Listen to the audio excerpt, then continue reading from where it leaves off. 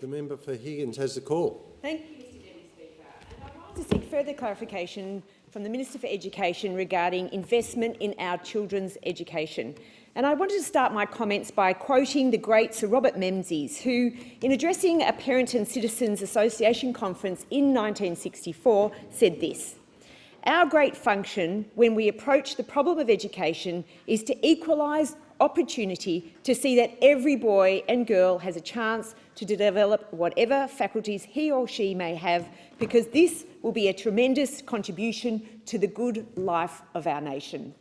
And I'd like to commend the Minister for Education and the work that he is doing to back in this great Menzian tradition. And this is particular when I talk about early childhood education. As a paediatrician and a mother of four, I was absolutely delighted that the Minister for Education came to my seat of Higgins to make the announcement about $2 billion of funding over the next 4 years for this very purpose. And he came to the Estrella preschool in my seat in Higgins to make this very, very important announcement. Now, we all know that these significant reforms will help make Australian children better prepared for their first year of school. And as a mum and as a paediatrician, I know how important those first 1,000 days of life are important, not just for the health and well-being of children, but for their brain development. We know that those early first years are so important for getting right the approach that they have to school, their openness, their curiosity, their excitement about the challenges of education are so incredibly important. And we know that preparing our children well for the first year of life, our first year of school life, means that they're better prepared for their educational future. And that means our nation is better prepared for the future with regards to these children going on to having jobs. Now, the Morrison government is unlocking this $2 billion of opportunity because it's so important that this sector has a process going forward that's going to be enabling them to have funding for all stages of education in Australia that's guaranteed. Now, there are three aspects of this new reform and funding that are incredibly important.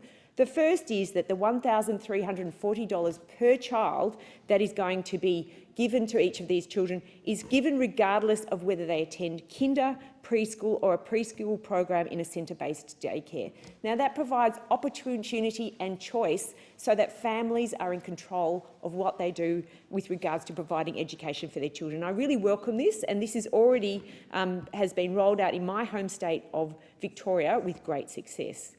The second aspect that's very important is the aspect of participation.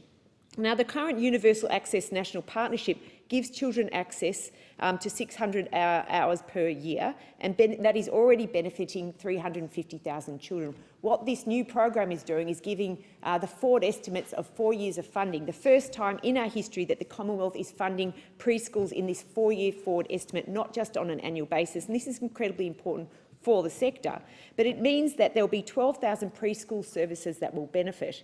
But while we've seen the number of eligible children enrolled in preschool increase from 12% in 2008 to 96% in 2019, only 72% of children make full use of the available hours. So what is really important about this new reform is the Commonwealth will work with states and territories to develop and implement this preschool outcome measures to ensure that we have excellent attendance. And this is based not just on children being in places where they have advantage, but in places where perhaps they're less well advantaged. We know, for instance, that attendance rates for Aboriginal and Torres Strait Islander children is only 60%, and disadvantaged children have an attendance rate that's only 66%.